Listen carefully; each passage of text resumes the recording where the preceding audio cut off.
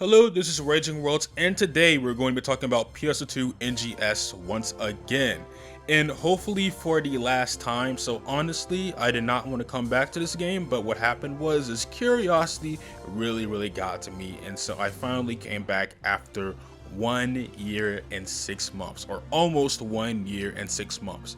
But why is that? So really, I wanted to know if maybe I decided to just not like pay a single dime for this game, then maybe the experience would be much better. Because back when I was playing this game, I was spending a lot of money on this game. But I thought that if I just went with the free-to-play mindset and actually grinded Meseta and earned everything with Meseta and Star Gems, then maybe I would have a little bit better of an experience. Now, I knew that it wasn't going to be that good because honestly, the game still has a lot of issues either way. But I thought that if I had just grind for everything and maybe come with the understanding that this is more like a gacha game and where pretty much you just wait for the updates and just accept it for what it is, I thought that maybe I could have a better experience. Not that, it still wouldn't be a completely mid game, but I thought that I would still have a better experience, especially since I was bored at the time and I was like, you know what? I might as well, since I have nothing else better to do. Even that didn't really help all that much. And honestly, I should have known better. I mean, I kind of knew. I did take in a grain of salt. I did think that, this could go either way, because even before coming back to this game, I already knew that the negative opinions had gotten worse, which is crazy considering that the game already had a lot of negative opinions when I was still playing the game. So the fact that they've actually gotten worse is insane. What is Sega doing? But with that being said, it's time we get into the meat and potatoes of this video. So why are we here? What exactly are we talking about? So my goal coming back to this game was to simply make Meseta and earn certain outfits that I want to put on my character for that quick dopamine. And this was pretty much because that's really one of the only things to grind for. I mean, some of these weapons, like the 11-star weapons, they're going to be replaced by 12-star weapons, which you will be able to get easily. So a lot of the weapons and armor that are in this game, they're just not worth it. So that's why I decided to go for outfits, because honestly, I have a pretty character, I have a pretty hot character, and I want to put clothes on that character. And then get some outfits that I missed out on that I probably would have wanted if I was still playing the game religiously. I did manage to get a lot of the outfits that I wanted, and I did get some outfits with star gems, so that was also a nice thing. But yeah, my thing is how did that experience go? Well, for one, I found out how tedious grinding exactly was when it comes to trying to become stronger. It is so tedious. Let's get into this real quick. Okay, so like I said before, I wanted to come back to PSO2 NGS simply just to grind for outfits, and that's what I did, right? There's a 1.2 million Meseta grind which you can do and get that much amount of Meseta per hour, right? And so what I did was I found out that the faster you can kill these enemies, the more faster the Meseta is going to come. So I wanted to get these 11-star weapons up to a certain level where they would be able to kill the enemies a lot faster. And keep in mind, these, bosses and enemies, they aren't really that strong. They're level 65, and the highest level you can be or get your character to is level 95 or level 90, somewhere around there. Can't remember, don't care. But what I want to do was to just simply, get these weapons to a stronger level. Because one thing is that back when I was playing PSO2 NGS, while I was doing that, I wasn't really doing much, like I wasn't really a hardcore grinder, but my intention coming back was to be a hardcore grinder. I just didn't want to, come back here and then talk to my friends and do nothing. I actually wanted to do shit. And as you're about to find out, there was a subconscious reason as for why I didn't even want to grind back when I was playing PSO2 NGS at the first place. Really not even on a subconscious level, I already knew this, but it pretty much shows me that I was right to just do nothing and stand idle and talk to my friends all day, because I would have put myself through a lot of suffering. And actually, maybe no, because if I decided to just grind all day, then maybe I would have quit the game a lot faster, because holy shit, the grinding in this game just does not respect your time whatsoever. But that's just the game in general. But moving on, like I said before, the higher the rarity of the weapon, the harder it is to grind. And so if you're grinding a 11-star weapon, you're going to need a lot more materials, you're going to need a lot more Meseta to unlock potential, and then probably more EXE cubes and all that other stuff.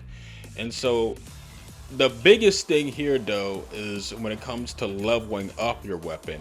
If you remember, you would mostly level up your weapon by simply using Preem swords. Okay, but these Preem swords, they do not work on these 11-star weapons. You're going to need a lot more. Really, you're wasting your time by getting a lot more, because they're barely going to do anything. You have to get these new Preem swords called Preem Sword 2, and then there's the golden versions of these swords called the Golden Preem 2 or whatever they are. All I know is they're golden. You know what I'm talking about if you play the game. So here's the thing. Even these Preem Sword 2 and Gold Preem Sword 2, even those things, you need a lot of them to level up these higher rarity weapons. And that's not to mention, it's not like you can grind these things like how you grinded Preem Swords. You would usually just go over to a battle zone and then get Preem Swords, but you're not going to get much Preem Sword 2 from the battle zones. You're going to have to go to this place called the Nameless City and then get this certain material and then exchange it for these Preem Sword 2s if you want, you know, the maximum efficient way of getting those things. And so when you consider the combination of all the things that you have to do in order to get this weapon or 11-star rarity weapon stronger, really any higher rarity weapon in general, it just becomes very, very tedious and very, very annoying. Remember, you have to unlock the potential several times. You have to, you know, get several of these Preem Sword 2s or Preem Sword, Golden Preem Swords. And then there's also the armor, by the way, which would be easier because that's not really unlocking potential. I can deal with the armor. But when it comes to these weapons, they are very, very, very tedious. And then there's transferring augments. And so another thing is that the Meseta to unlock the potential is also a lot more than if it were just a 7-star rarity weapon. So it's like, now I'm having to sacrifice Meseta, which I want to use for clothing, and it's like, is it really worth it? And I'm like, no, hell no. So I'm going to stop and just, you know, wherever my weapon's at, where my armor is at, where my augment's at, I don't care anymore. I'm going to grind that 1.2 million Meseta farm. And so that's what I did.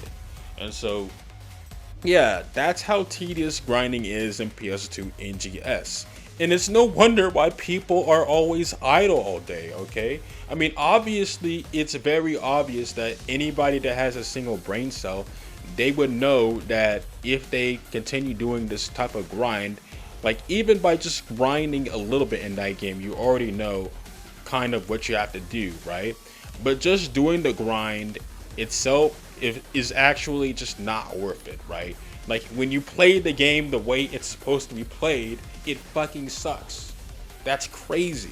So it's like, so yeah, you don't have to be that strong, but the thing is that I see some people coming over to like the, you know, cities where, you know, people are standing idle and they're like, yo, you guys just do nothing. And it's like, yeah, they do nothing because they have the common sense to know that they're putting themselves through suffering if they do that shit.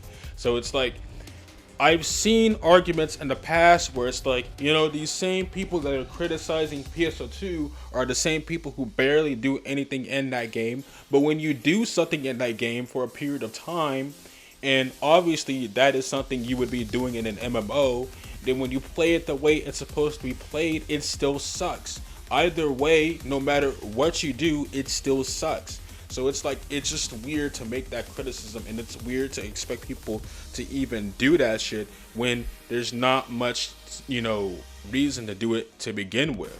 So that's why people are standing idly by all day. Now on to this new feature that PSO2 NGS has, because I'm going to give it credit for this, but there's this thing called the Nameless City, which is actually pretty good.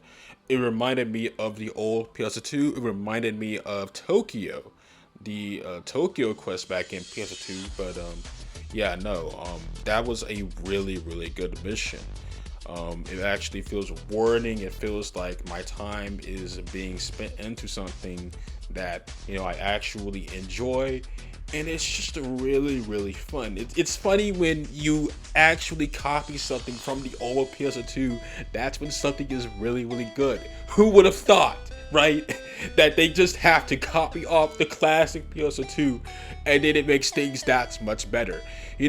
Just have more instance content like PSO2, and boom, you get a good game. How hard is that? Do you understand why people are so passionate about this shit? It's because it was fixable. I'm not even sure if it's fixable anymore, but yeah, no. All you have to do is literally copy the classic shit, and then it's gonna be a lot better. It's really that simple.